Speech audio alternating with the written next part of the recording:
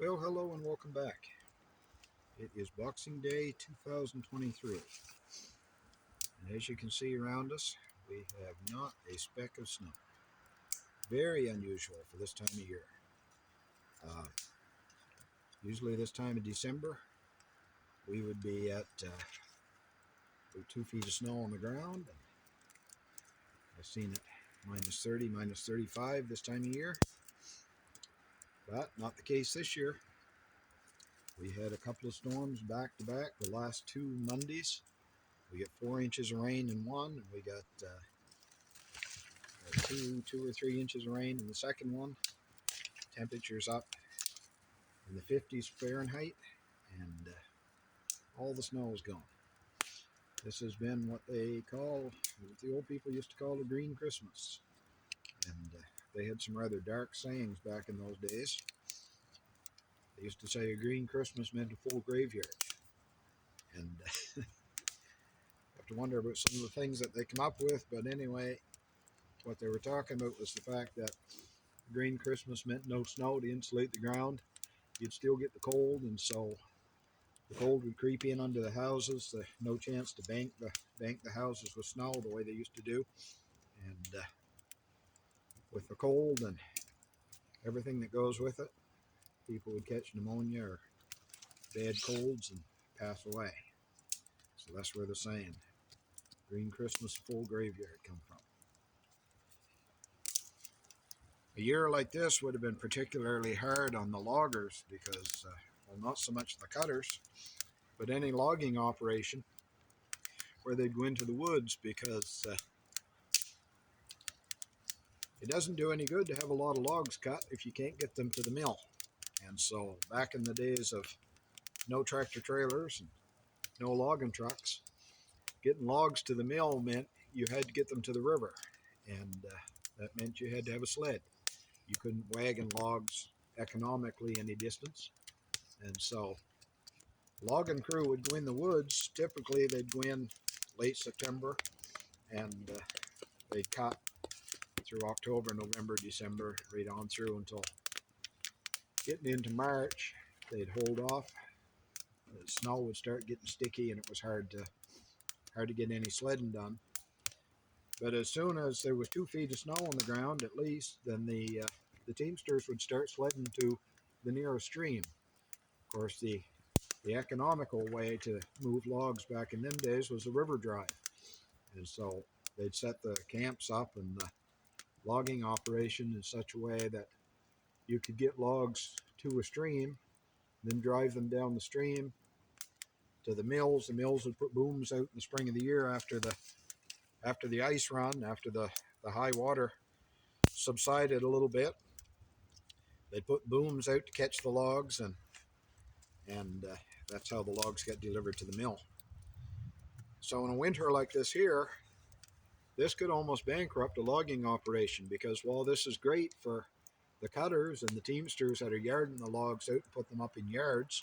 If you don't know what a yard is, I've got a video up that shows how to use piling line and a power buckle to pile logs. The cutters would cut the logs, the teamsters would yard them to the side of the road, the hauling road, and they'd put them up in the yards, and then the sleds would come in once there was a couple of feet of snow on the road, on the ground.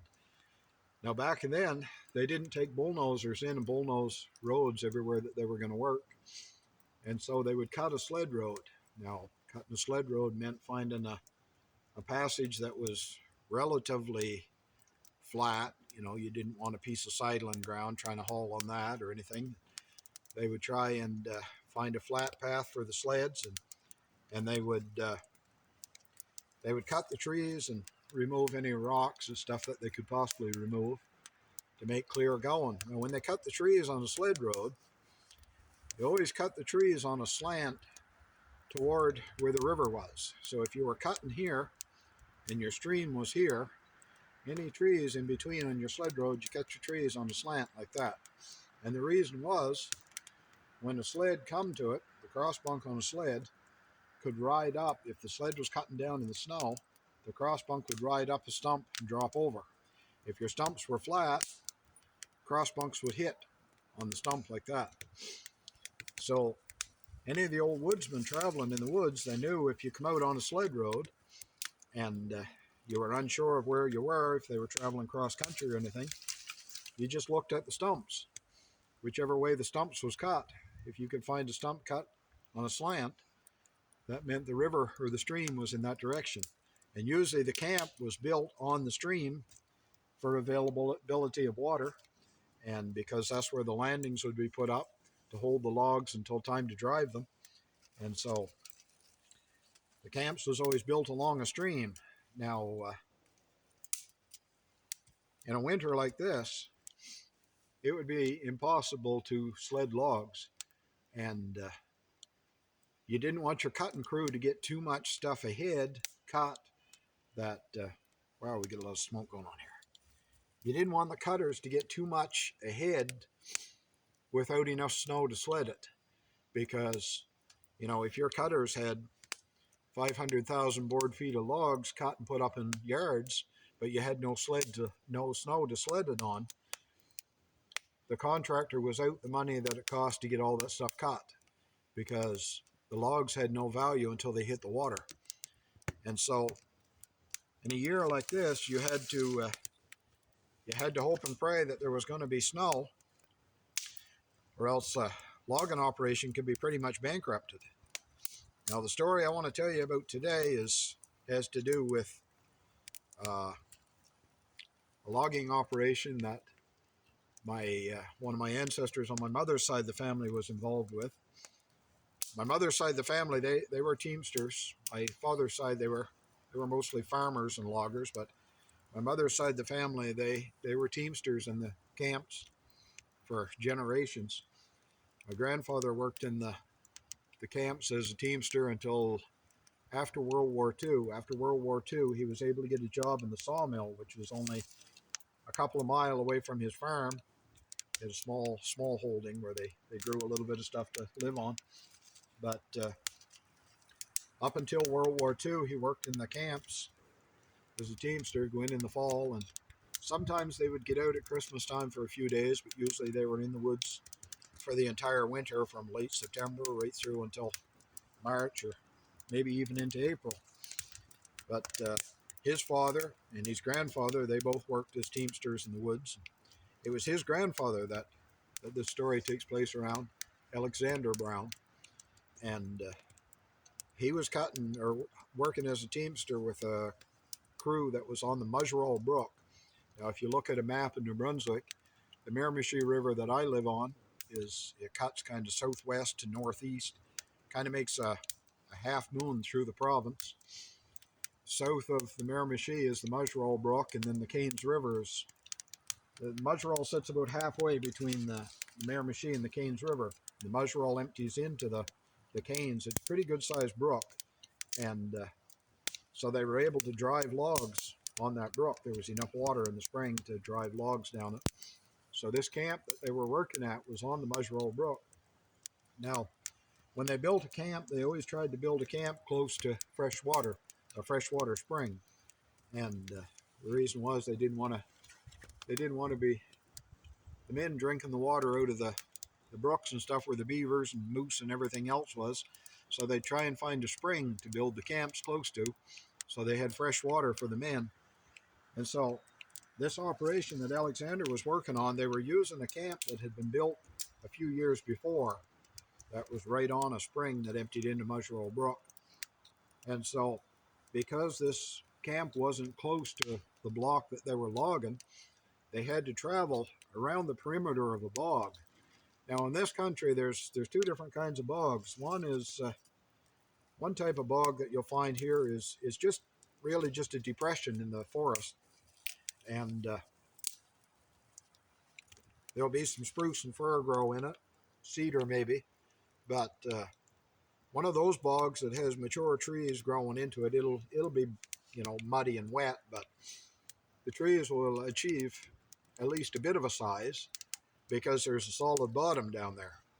But a floating bog is different. Floating bog, you just get low brush and the occasional black spruce. The black spruce won't size up. They're usually stunted. They don't achieve much diameter, and because they can't get a root down into anything, and then the black spruce will blow over. So this bog that they had to travel around was a floating bog, and a floating bog usually has a pretty deep layer of almost liquid mud underneath it. Now, a floating bog is it's a hazard or a blockage to hauling until it freezes. A floating bog will usually freeze when you get on into December and January, and it'll provide a pretty good open road for them to haul on. But this particular bog, it hadn't frozen, and so they were waiting for the bog to freeze, because traveling around the bog to get from the camp where they were going to put the landing of logs on the stream to the block where they were cutting meant that the teamsters were only getting a couple of turnarounds a day with their team hauling logs.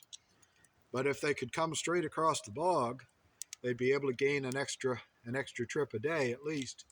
And so they were hoping that the bog would freeze up soon so that it would cut the amount of travel time that they had. So anyway, this one day there was several of the teams was coming out with loads, and they were coming along, and this one gentleman decided that he was going to chance it. He figured the bog was froze enough. He was going to take his team and cross the bog. And there's always the bragging rights, in the old lumber camps. The old guys used to talk about how they'd brag, first guy out of the camp in the morning, first guy to get his team harnessed, the whole thing. And so this guy figured he'd be first guy across the bog. He'd have something to brag about the rest of the winter. And so he come to the bog, and there was a couple of teamsters behind him coming with sleds. They could see him up ahead. He started out on the bog, and the bog was froze enough around the edge, no problem. He got 75, 80 feet out on the bog, and all of a sudden the right-hand horse broke through. Now what happens with those bogs is there's a crust will freeze on the top first. The vegetation freezes, and what little bit of soil is amongst the moss and stuff, that'll freeze, and the water that's exposed to the air will freeze up. But underneath, the thermal mass might keep it soft for quite a while. And so anyway, the right-hand horse broke through. Of course, when the horse went down, it started floundering and thrashing, panicking a little bit. The other horse starts panicking. It's jumping around. The horses lunge. They pull the sled ahead a little bit, and the right front sled, the runner, went through where the horse had broke through. Well, the man knew then that he was in a mess. He had to get his horses out of there. So he went to jump off the sled, and for some reason he jumped off the side where the horses had broke through. Probably his intention was to cut the harness and get the horses out of there, try and free them, get them clear of the sled. But when he jumped off, just as he was jumping, the horses gave another lunge. The sled went ahead a little bit more. The back sled broke through. The load of logs rolled over on top of him. So there he was underneath the load of logs. And the other men seen what happened, and they rushed up and they went out, tried to get close enough that they could do something, but the horses by this time were full into a panic. The horses were thrashing, and both horses went through the mud and they started sinking. Now sometimes on these bogs, it's pretty liquid underneath, and an animal can go down pretty fast. I've seen it, some of these types of bogs at times, and if you walk on them without realizing that you're getting out into the soft mud, you can feel all the ground will go like this underneath you. Time to get back out of there when that happens. But anyway, the two horses went down through the mud, and the men seen there was nothing they could do. The horses were going down faster and faster. So they get back out of there, and they said, well, we'll go to camp, and we'll come back first light in the morning. They take some chains and logging tongs, and they figured they could hook on the logs and pull the logs backward off the sled enough that they could at least recover the man's body, get him out from under there so that he could be taken out to the settlements and his family could bury him. So they went back to the camp, and of course, with any kind of a job, when you're with a bunch of guys for any length of time, they become like family. So it was probably a pretty somber camp that night, pretty quiet place. But anyway, first light of dawn, they were up and ready to go, and They beat her back in around the bog and get back to where the team had gone through. There was nothing there. The sled, the horses, the man, the logs, everything had gone through under the bog at night. And so they cut a bunch of poles and they laid the poles end to end like that so they could walk out on safely without breaking through themselves. They went out and they cut a black spruce pole about 1.5 inches in diameter, 16, 18 feet long. And they started probing the mud to see where the sled was. And they could stick that 16-foot pole all the way down in the mud. They couldn't feel the logs, they couldn't feel the sled, they couldn't feel the horses. It was what they call a bottomless bog. Hard to say how deep it was, but somewhere at the bottom of it, there's an old logger and a team and a sled and a load of logs. That was one of the things about going to the woods in them days. You didn't know if you were going to come back out in the spring. It was hard work. It was dangerous work. It was not the best of conditions staying in them old camps. And the food was monotonous, but they did it to put food on the table for their families and do the best that they could. They accepted the risks. They went in. But unfortunately, not everybody came home. So that's my story for today. Hats off to old loggers who didn't make it back. Like I say, it's Boxing Day 2023. New Year's is coming up. The best of luck to y'all in the new year. Thanks for watching. Thanks for you that hit the subscribe button. And we'll have another story for you in a few days' time. If I don't get smoked out. Okay.